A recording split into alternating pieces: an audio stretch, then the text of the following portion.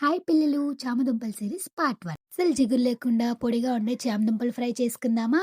అయితే దీనికోసం కేజీ చామదుంపలు తీసుకున్నాను. కుక్కర్లో వేసేసి 3 విజిల్స్ వచ్చేంత వరకు ఉంచుకోవాలి హై ఫ్లేమ్లో. దాని తర్వాత ఇలా తొక్కలు తీసేసుకొని పెద్దవైతే కట్ చేసేసుకొని ఒక బౌల్లో వేసుకొని ముందుగా ఆ బౌల్లో ఒక స్పూన్ ఆయిల్ వేయండి. ఆ తర్వాత తొక్కలు యాడ్ చేసేసి ఒక స్పూన్ బియ్యం పిండి, ఒక స్పూన్ శనగపిండి, కొంచెం కారం, కొంచెం ధనియా పొడి, కొంచెం జీలకర్ర పొడి, రుచికి తగ్గట్టు సాల్ట్ కూడా యాడ్ చేసేసుకొని టాస్ చేసుకోవాలి.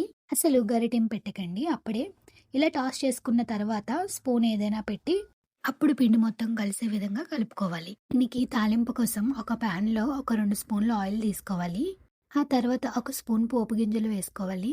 ఆ తర్వాత చీల్చుకున్న ఎండుమిరపకాయలు, దంచి పెట్టుకున్న వెల్లుల్లిపాయ రెమ్మలు, పచ్చి కరివేపాకు, ఇవన్నీ బాగా వేయించుకున్న తర్వాత తయారు చేసుకున్న చామగడ్డలు అన్నిటిని వేసేసుకోవాలి. వేసుకొని మీడియం ఫ్లేమ్లో ఒక 15 నిమిషాలు కానీ ఉంచుకుంటే సరిపోతుంది.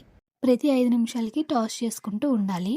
ఇలా గాని చేసుకుంటే టేస్టీ అయిన చామదుంపల ఫ్రై రెడీ. తెలుసు కదా, స్టోరీస్ విత్ భూమి ఫాలో చేసేసుకోండి పిల్లలు.